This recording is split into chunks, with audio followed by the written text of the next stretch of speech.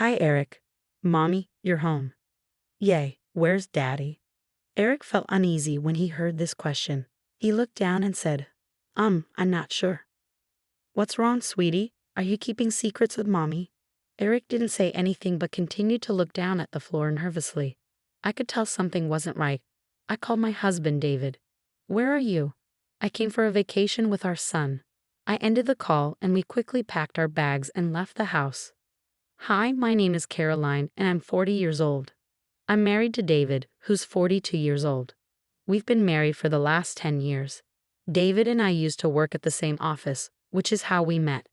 We fell in love and got married. We were a happy couple. 2 years after David and I got married, our son Eric was born, and our family felt complete. Eric is now 8 years old. Soon after we got married, David found a better job opportunity at a different company and decided to switch. I continued working at the same company, and over time, I got promoted to a senior position. This new role required me to travel for a few days each month for business trips. When Eric was 3 years old, I was offered another promotion at work. However, it came with a condition. I would need to travel for business reasons a few days each month. I hesitated to accept because Eric was still very young, and I didn't want to leave him alone. But David reassured me. Don't worry, honey. I'll take care of Eric. Are you sure? Eric is still so little. Absolutely, he's my son too. And it's just for a few days. Okay then, I'll take the promotion. David always supported my work. He would take care of Eric when I had to go on these trips. I was really thankful to David for being so caring and supportive. Everything was going well until one day my father-in-law called. Hey David, I've been thinking about stepping down from the business. I'm getting older and can't handle the stress anymore. Is everything okay, Dad? Yeah, everything's fine. I'm just realizing I'm getting older, you know. It's time for you to take over the business. David, this isn't unexpected. I've let you have your way with everything until now, but this is something you need to do for the family. Dad, you can't make me do this. I'm not making you do anything. Just consider it. How long will you keep working a regular job? The business will give you flexibility later in life. But Dad, you're my only heir. If you don't want to take over the company, I'll have to sell it because I can't handle it anymore. I didn't intend for it to sound like that. Alright then, how about you start by working here for a month and see how it goes? But Dad, you've been running the business so smoothly for years. I'm worried I won't be able to manage it as well as you. You'll learn as you go along. I didn't know anything about business until I started doing it myself. Okay, Dad, I'll give my notice at work and wrap things up there. Even though David enjoyed his job, he knew he would have to take over the family business eventually. He was prepared for it, but he didn't expect it to happen so soon. After David joined the family business, I started noticing changes in his behavior. He would come home late, spend evenings on his phone by himself, and often be away on weekends. This went on for a few months. Eventually, I couldn't ignore it anymore and decided to talk to him about it. David, is everything okay with you? Yeah, what's up? I've noticed a change in your behavior over the past few months. What change? I don't understand what you're talking about. I wanted to address the issue so we could work on it together, but David seemed to brush off any problems. I became frustrated with his dismissive attitude. Don't act like you don't know what I'm talking about. You come home late almost every day.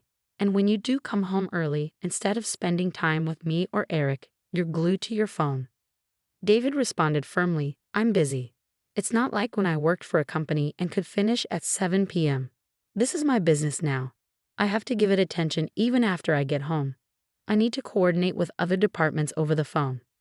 What about the weekends? Yes, sometimes we have to work on weekends too. Feeling overwhelmed, I left the room to calm down. While David's reasons made sense, I couldn't shake off my concerns. I could sense a growing distance between us, though I couldn't quite explain it to David. I decided to give him the benefit of the doubt and allow him time to adjust to the business. Besides, he was a loving father to Eric and took good care of him when I was away. He even made sure to take Eric on small vacations during my business trips. As time passed, David became even busier with the business. Sometimes he wouldn't come home at all. Despite living under the same roof, we hardly communicated. I started wondering if my work was causing this distance between us. I often felt lonely, with no one to confide in. My parents were elderly, and I didn't want to burden them with my problems. I had lost touch with most of my friends as I became preoccupied with family and work.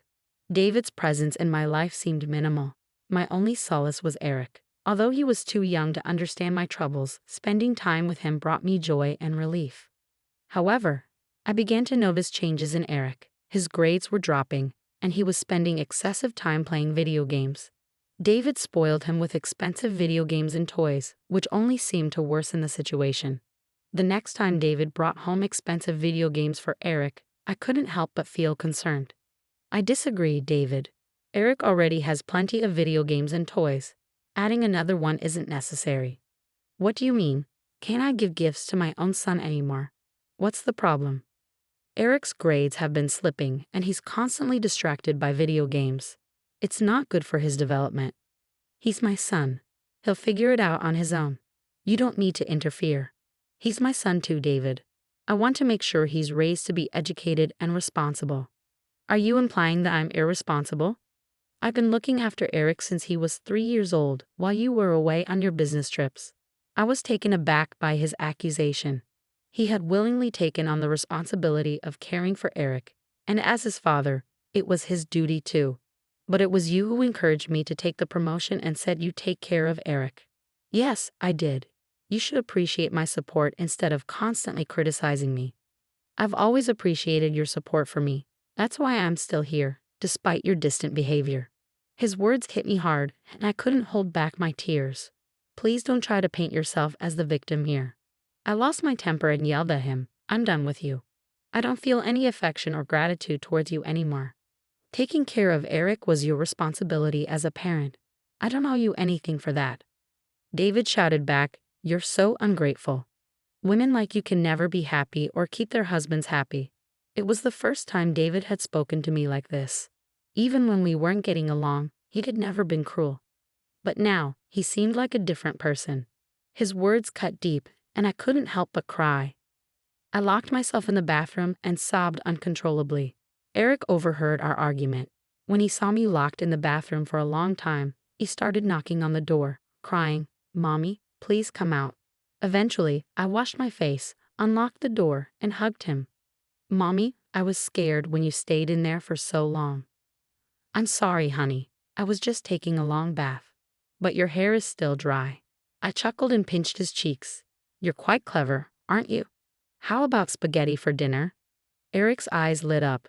Yes, spaghetti. His excitement brought a smile to my face, pushing aside my worries. Meanwhile, David remained on the couch, engrossed in his phone. I prepared dinner for Eric and tucked him into bed. With an early flight for my business trip the next morning, I packed my bags and left a note with my travel details on David's desk. Since our relationship had grown distant, I always left a note with my travel plans for David so he could make arrangements for Eric or take him to my in-laws' house the next day. I went on my scheduled trip, but the recent arguments with David weighed heavily on my mind. I couldn't focus on my work. By the second day, I started feeling feverish and weak, so I decided to cut my trip short. I contacted my manager and explained that I was feeling unwell. They arranged for me to return home immediately. When I got back, I was looking forward to spending quality time with my son. However, when I arrived home, I found the front door locked and the lights off. I used my spare key to unlock the door and went inside. The house was dark, so I turned on the lights and headed upstairs to Eric's room. There, I found Eric playing with his video games on his bed. Hey Eric, sweetheart. What are you doing here? And why are all the lights off in the house? Excited to see me, Eric ran over. Mommy, you're back. Yay, where's Daddy? Eric seemed uneasy when I asked about his dad. He avoided eye contact and mumbled, I don't know. When did he leave, sweetie? I'm not sure, Mommy. Dad told me not to say anything. What do you mean, honey? What's going on? Why are you keeping secrets from Mommy? Eric remained silent, his eyes fixed on the floor nervously. I could tell something wasn't right. Worried, I called my husband. David, where are you? I came for a vacation with our son. I was shocked and devastated. David had been lying to me, and Eric had heard it all. I hung up the phone, staring at David in disbelief. Eric started crying. After calming him down, Eric confessed everything to me. It was heart-wrenching to hear. Mommy, whenever you went on a trip, Daddy left me alone in the house. What? He continued sobbing as I held him close. Sweetheart, how long has Daddy been leaving you alone? When I was little, Daddy took care of me and never left me alone. But now he locks me inside the house. He leaves food in the fridge for me and gives me video games to play. And when does your father come back? Daddy comes home late at night and leaves again in the morning, Eric replied. I couldn't believe what my son had been going through while I was away. I felt guilty for leaving him in David's care. Why didn't you tell me, sweetheart? At first, Dad would leave me alone for a few hours, but he always brought back lots of chocolates and toys for me. But now he's gone for the whole day. He made me promise not to tell you anything. I hate seeing him cry like this. Okay, calm down now. Mommy's here. I'm sorry, Mommy, for getting the new video games. I kept my promise and didn't tell you anything. I'm sorry, sweetheart, that you had to go through all of this. I couldn't believe what I was hearing. What kind of father would do such a thing? David was rewarding Eric for keeping this terrible secret. I felt sick to my stomach. I couldn't bear to stay in that house any longer or let my child be around such a man. We packed our bags and left immediately. I hired an investigation agency to look into David's actions. After dropping Eric off at my aunt's house, I went to David's parents and told them everything. My mother-in-law couldn't believe that David could do such things. Caroline, please don't rush into anything. Maybe there's some misunderstanding. It's not wise to make such a big decision based solely on what Eric says. He's just a child. What do you mean? I know you're trying to help, but I can't even think about talking to David right now. How can I trust him after all of this? I was too angry to grasp her suggestion properly, even though she probably meant well. Do you really believe Eric would make up something like this? And why would David lie to me about being on vacation with Eric? Well, maybe he was just caught up with work. I lost my patience and decided to lay everything out. This incident isn't isolated. Your son has been distant since he joined the family business. He comes home late, hardly spends time with Eric, and often spends his weekends away. Are you suggesting that all of this is because David joined the family business? My father-in-law interrupted. Brianna, let her speak, he said. Caroline is right. I never imagined David would change like this after joining the business. Some of my senior employees mentioned David's growing closeness with his assistant. What? Why did you tell me about this? I brushed it off as workplace gossip. People tend to enjoy spreading rumors like that, my father-in-law explained. I never thought David would do something like this. He loved you and Eric so much. I should have taken it seriously. I regret it now. Please forgive me, Caroline, he pleaded. I sat there in shock, unable to say anything. Brianna looked equally stunned. They both seemed devastated. David had always been seen as the perfect son, husband, and father. He had let everyone down. I couldn't blame my father-in-law because I, too, had never suspected David of having an affair despite our relationship growing colder. I attributed it to our busy schedules. I had foolishly hoped that once Eric grew up and we were free from parental duties, we'd be happy together again in our retirement. But now, everything felt shattered. After leaving my in-laws' house, I started receiving calls from David. I assumed my in-laws had spoken to him. I ignored his calls and blocked his number. I stayed with my aunt for a few days while searching for a new place to live. Eventually, the investigation agency sent their reports, confirming my suspicions. David had indeed been having an affair with his assistant, Lily. He would skip work and spend the day at her place whenever I was away. I hired a lawyer and sent divorce papers along with the evidence I received from the agency. It turned out that Lily was a single mother to a 5-year-old girl. She had been divorced by her ex-husband due to an extramarital affair during her pregnancy. When she applied for her job, she portrayed herself as a victim, claiming she divorced her husband because he cheated on her while she was pregnant. Despite her lack of qualifications, my father-in-law had given her a job out of sympathy. She deceived everyone in the office with her false story. It seemed she had also used the same tale on David. However, the investigation revealed her true nature. Further digging uncovered details about her ex-husband. He had divorced Lily without providing any alimony or child support, alleging that the baby was not his.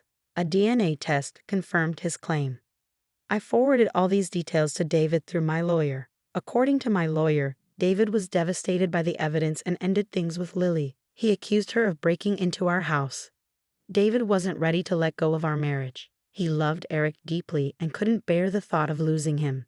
He admitted to my lawyer that he had been influenced by Lily and begged for another chance. He also confessed that it was Lily's idea to leave Eric alone at home, mirroring her own situation with her daughter. If it had only been me hurt by David's actions, I might have considered giving him another chance. But now it was a matter of my child's safety and upbringing. I couldn't raise Eric with a father who would bribe him into lying. After enduring so much pain, I was determined to get a divorce. It wasn't just a matter of days or months. David had betrayed my trust for years, yet I had never doubted his loyalty. I couldn't forgive him for breaking that trust. I refused any settlement other than divorce. My father-in-law apologized for David's actions and supported me throughout this ordeal. The news of David's affair and our divorce spread like wildfire throughout the office, leading to gossip and speculation. Unable to bear the shame, my father-in-law removed David and Lily from the company. He took charge again for a few years before selling the company to another businessman for a substantial sum. David's name was removed from his parents' will, and instead, Eric inherited his grandfather's legacy. David was disowned by his parents as he had shattered their trust too. David relocated to another part of the city where he faced judgment from the community for his infidelity with his assistant. Meanwhile, I transferred to a different department where I didn't have to travel as much. This allowed me to balance my work and home life more effectively. I hired a full-time nanny to care for Eric, ensuring he received the attention and care he deserved. I'm considering leaving my job in a few years. I've saved enough for my retirement and want to enjoy life to the fullest with my son. My greatest wish is for Eric to grow up into an educated and responsible individual, and I'll do everything in my power to ensure he receives the best upbringing possible.